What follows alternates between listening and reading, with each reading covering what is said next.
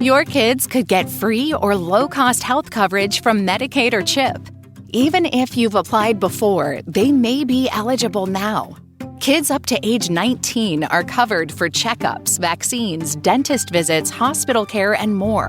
And if they already have Medicaid or CHIP, remember to renew every year. Visit insurekidsnow.gov or call 877-KIDS-NOW. Paid for by the U.S. Department of Health and Human Services.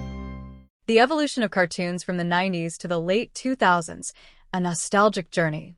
If you grew up during the 90s and early 2000s, chances are that cartoons played a huge role in your childhood.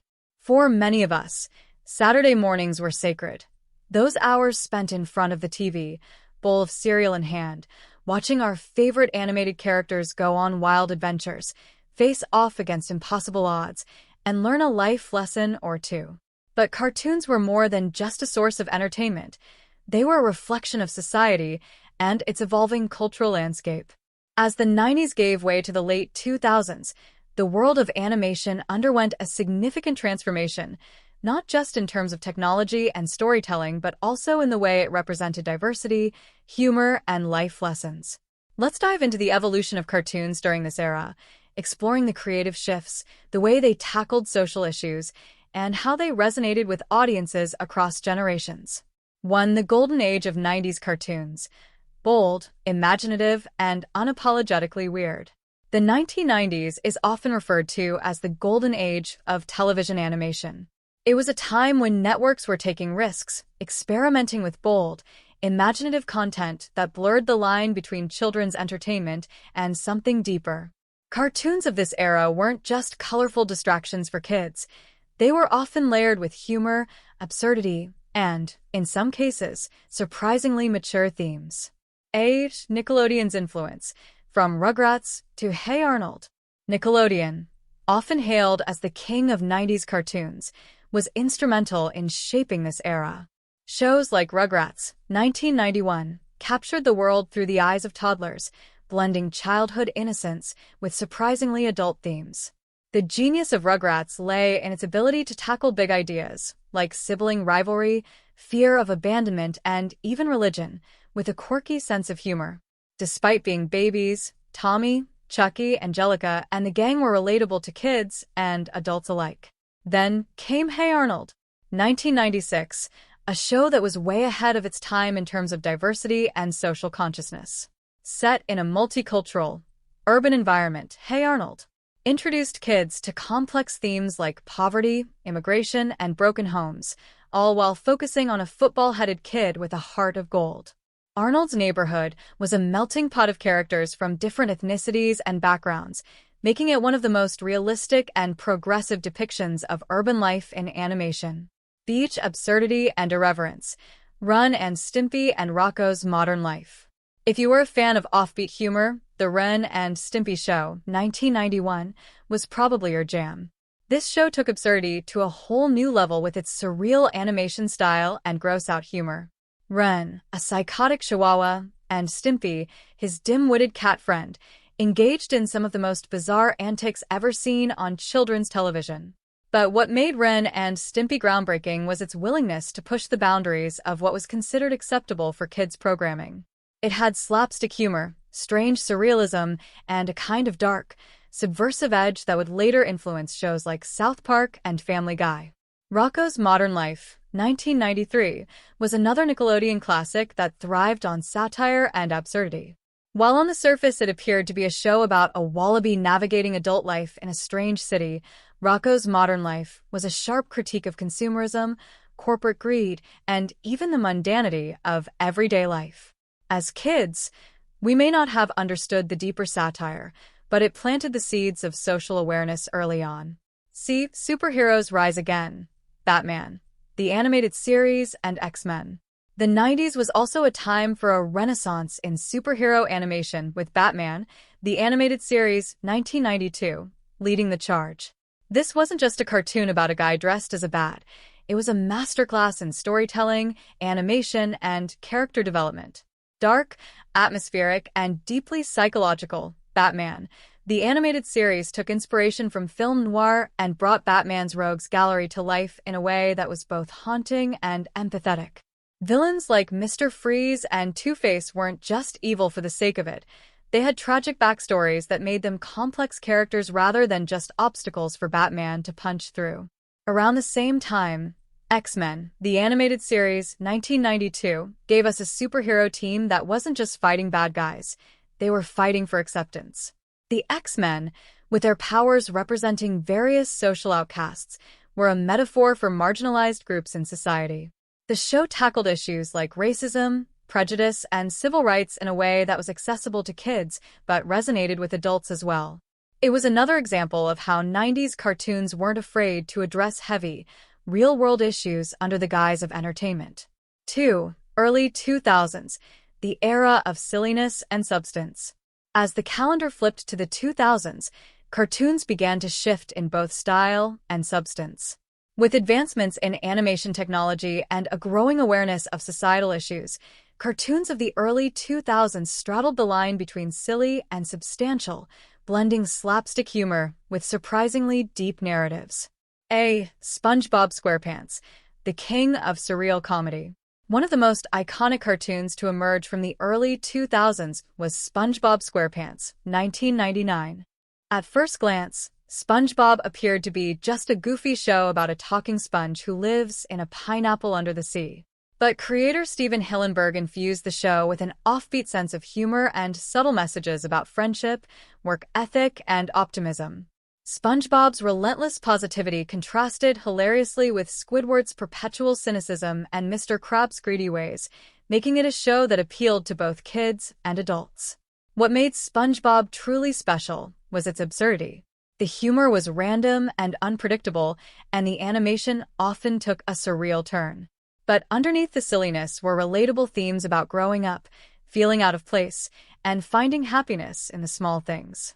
It's no wonder that SpongeBob became a cultural phenomenon, spawning memes, movies, and merchandise that continue to be relevant even 2 decades later. B. Samurai Jack. Artistry meets minimalism. In stark contrast to the zany world of SpongeBob was Samurai Jack, 2001, an action-packed, visually stunning cartoon that leaned heavily on minimalism and artistry.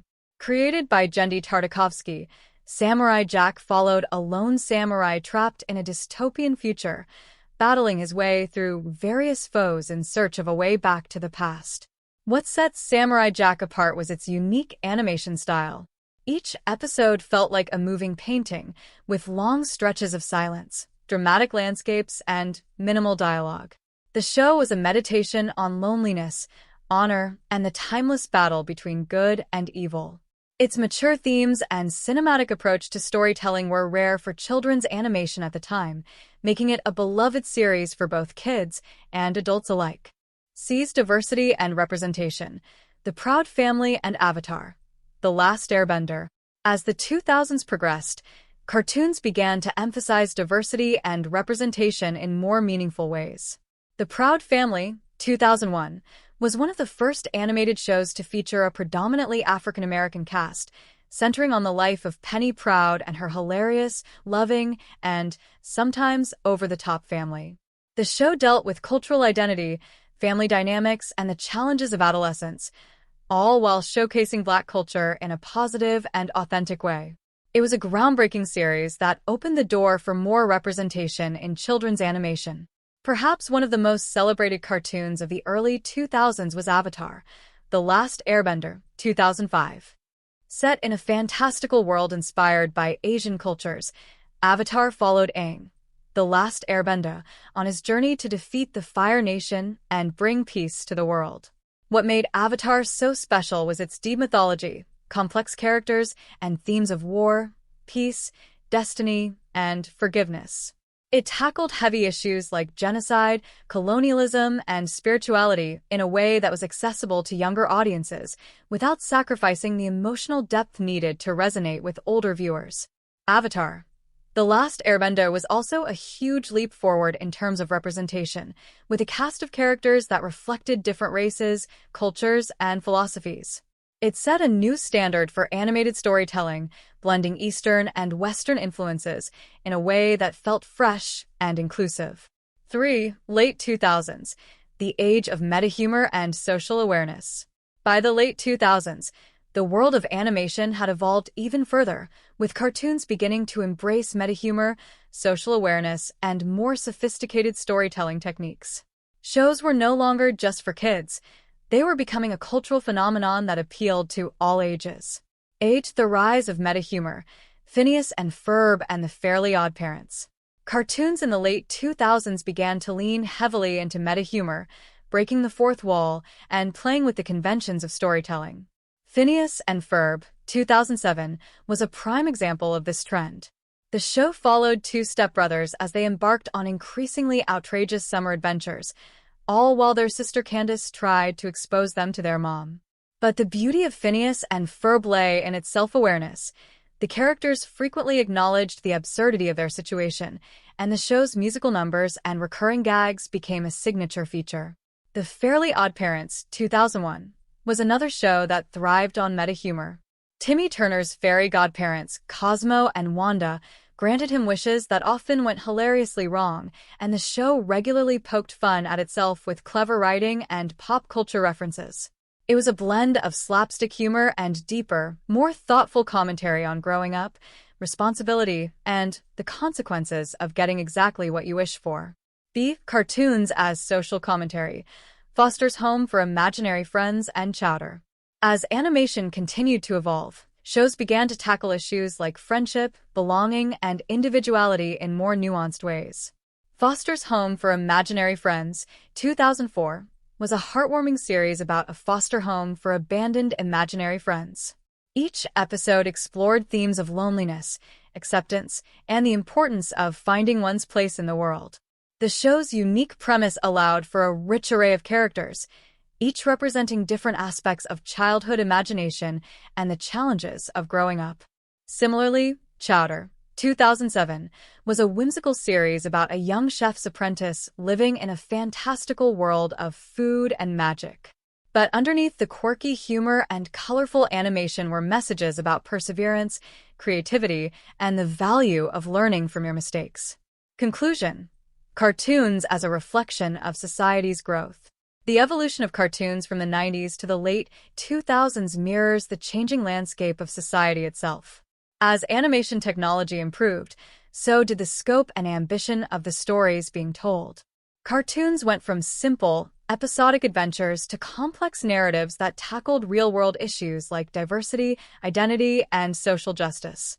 From the multicultural cast of Hey Arnold to the profound lessons of Avatar, The Last Airbender, cartoons became more than just entertainment. They became a platform for reflection, empathy, and understanding. The late 2000s saw cartoons embracing meta-humor and self-awareness, blending fun with substance in ways that continue to resonate with audiences today.